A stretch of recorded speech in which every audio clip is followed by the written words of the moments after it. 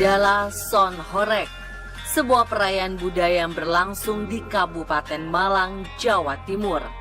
Akhir-akhir ini, fenomena tersebut menjadi trending di media sosial, bahkan memicu berbagai reaksi di masyarakat. Jika diperhatikan, beberapa orang merasakan senang akan perayaan ini, sementara yang lain justru terganggu oleh keramaian dan bisingnya volume bersuara tinggi.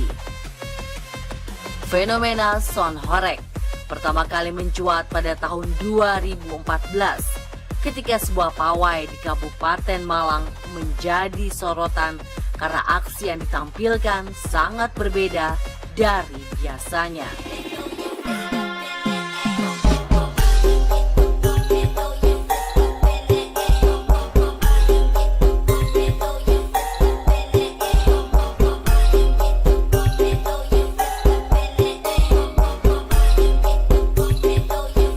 Layaknya diskotik outdoor, pawai Son Horeg dilengkapi gemerlap lampu, hiburan dancer profesional, serta musik DJ remix yang menggetarkan dada.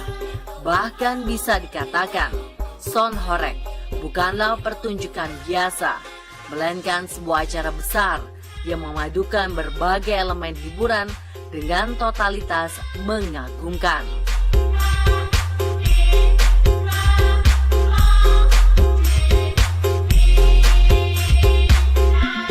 Ini dianggap sebagai perpaduan antara kearifan lokal dan tren musik masa kini. Warga setempat melihatnya sebagai cara untuk memberikan penghormatan kepada akar budaya, namun tetap mengikuti tren terbaru dalam dunia musik. Lantas, bagaimana awalnya fenomena ini bisa terjadi?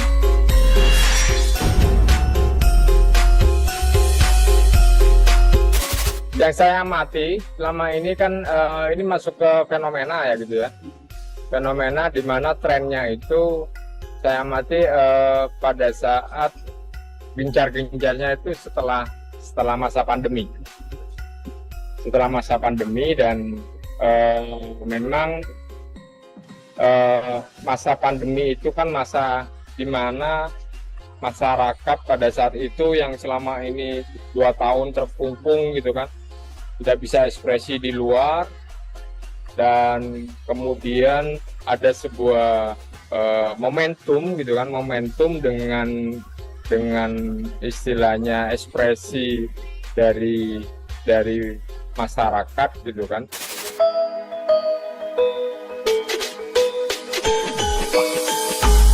Sebagian warga lokal menganggap Kabupaten Malang memiliki sejarah budaya yang kaya, dan Son Horeg merupakan upaya untuk tetap terhubung dengan akar budaya tersebut, mengkombinasikan antara alunan musik, tarian, serta kostum yang digunakan. Seringkali mengambil inspirasi dari tradisi lokal yang ada, seperti tarian jaranan atau musik tradisional Jawa lainnya. Ini adalah cara yang unik untuk menjaga warisan budaya tetap hidup dalam kultur masyarakat modern. Menggabungkan musik elektrik dan live DJ remix di setiap kegiatan menjadi bagian yang tak terpisahkan. Ditambah ribuan watt dari sound system yang dirakit sedemikian rupa agar kualitas suara yang dihasilkan terdengar jelas dan mampu menciptakan suasana musik berbeda. Itu awalnya memang saat ini ya, dulu itu yang saya tahu biasanya untuk ini untuk Ramadan itu apa namanya, untuk kegiatan-kegiatan membangunkan orang sahur gitu. Itu dimulai, yang saya tahu dimulai dari anak-anak kecil itu dia pakai motor-motoran, mobil-mobilan, tapi dikasih speaker gitu kan, di mobil-mobilan yang mereka buat dari kayu gitu kan, kayak truk gitu kan. Terus mereka keliling kampung, fungsinya untuk ini ya, membangunkan orang sahur gitu.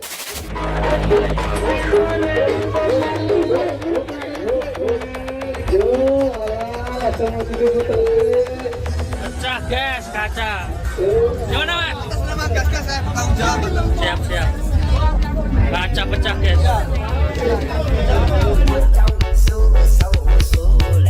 Meski cukup menghibur dan menyenangkan, namun parade sound system dengan suara menggelegar dipastikan sangat mengganggu ketenangan, terutama bagi mereka yang tinggal di sekitar rute karnaval.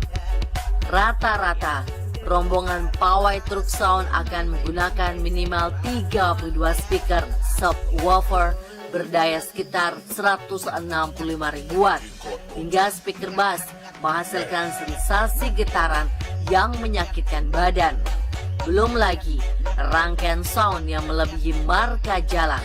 Tak hanya pepohonan yang terpaksa dipotong agar truk sound dapat lewat, pilar jembatan, pagar, dan atap rumah yang menghalangi harus rela dihancurkan.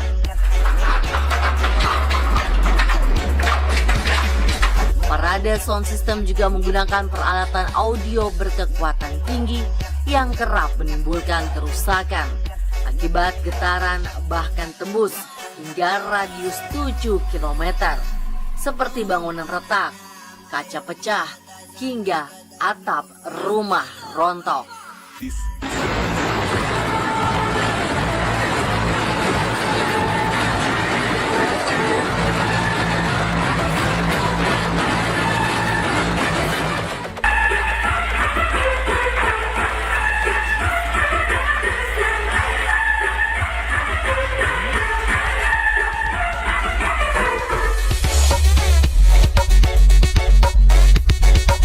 Bagian dari kreativitas gitu ya, kreativitas dan inovasi gitu dari masyarakat yang memang organik gitu.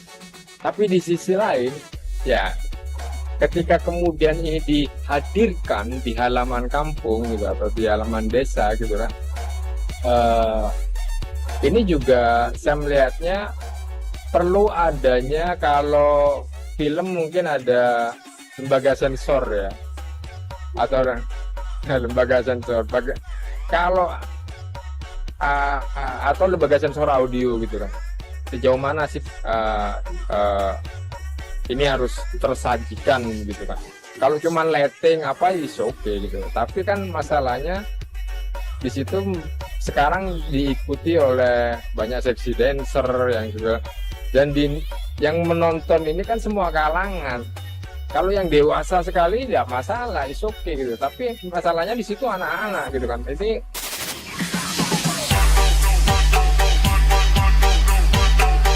Bicara tentang horeg, salah satu sound system viral yang paling terkenal adalah Brewok Audio. Berasal dari Kecamatan Serengat, Blitar, Jawa Timur. Raja horeg ini seringkali hadir di acara karnaval, check sound, atau battle sound di berbagai daerah. Terbilang sukses menjadi hiburan, maka tak heran jika banyak masyarakat rela merogoh kocek dalam-dalam demi sound system yang mereka idolakan. Pada awalnya, sound horeg yang diadu hanyalah 1 lawan 1. Namun belakangan, semakin banyak sound yang digunakan dan bersuara menggelegar. Maka sound horeg itulah yang menjadi pemenang.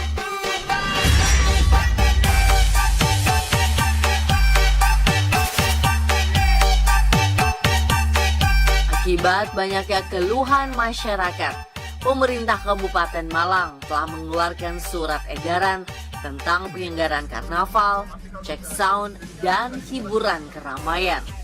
Dalam surat edaran disebutkan sejumlah larangan, di antaranya adalah gelaran karnaval dilarang menggunakan alat pengeras suara dengan intensitas kekuatan lebih dari 60 desibel karena bisa membahayakan kesehatan, merusak lingkungan, serta mengganggu konstruksi bangunan. Tak hanya itu, kegiatan tersebut bisa dilaksanakan maksimal hingga pukul 11 malam dan panitia harus bertanggung jawab penuh apabila terjadi kerusakan akibat kegiatan karnaval, seperti genteng yang berjatuhan, tembok retak, hingga kaca rumah yang pecah saat song horeg melintas di pemukiman.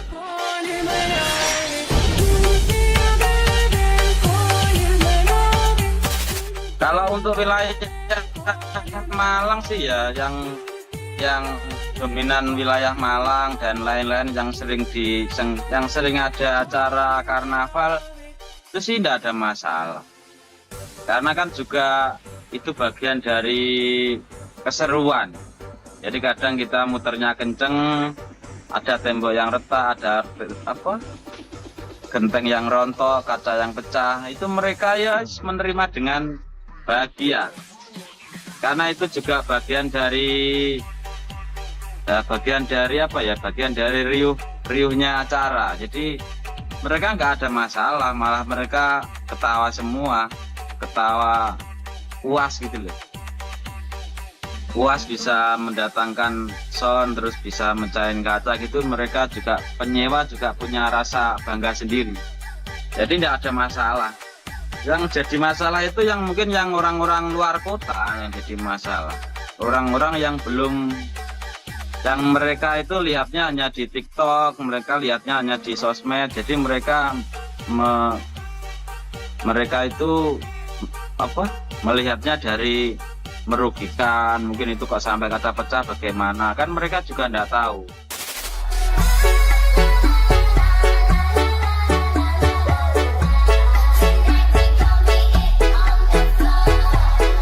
Viralnya penggunaan sound horeg dengan suara menggelegar akan mengganggu indera pendengaran, membuat gendang telinga sakit dan mendengung karena dentuman suara bass sangat keras. Organisasi Kesehatan Dunia dan Persatuan Telekomunikasi Internasional bahkan telah menetapkan standar suara yang aman untuk telinga. Rumusannya adalah merekomendasikan untuk mendengarkan suara tidak lebih dari 80 desibel atau batas aman di 70 desibel. Meski tak sedikit menimbulkan kerusakan, rupanya tak membuat masyarakat kapok untuk tetap menyewa brewok audio dan jasa sound besar lainnya sebagai pengisi kemeriahan acara, baik di acara Blitar maupun di kota Malang hingga bahkan di kota besar lainnya. Investasi yang sangat besar bagi penyewa jasa audio, ditambah rakitan pencahayaan dan paketan acara dipandu DJ cantik semakin menambah rasa penasaran masyarakat untuk memanggil sound horeg. Segala bentuk kerugian dan kendala di lapangan adalah konsekuensi yang harus ditanggung panitia atau pihak pengundang. Tidak ada. Untuk ganti rugi tidak ada. Mungkin yang ganti rugi biasanya kalau acara seperti itu biasanya panitia. Jadi misalnya desa A ini bikin acara seperti itu, mungkin jika kita lewat ada yang tembok retak atau kaca yang pecah, biasanya penyewa kita yang mengganti.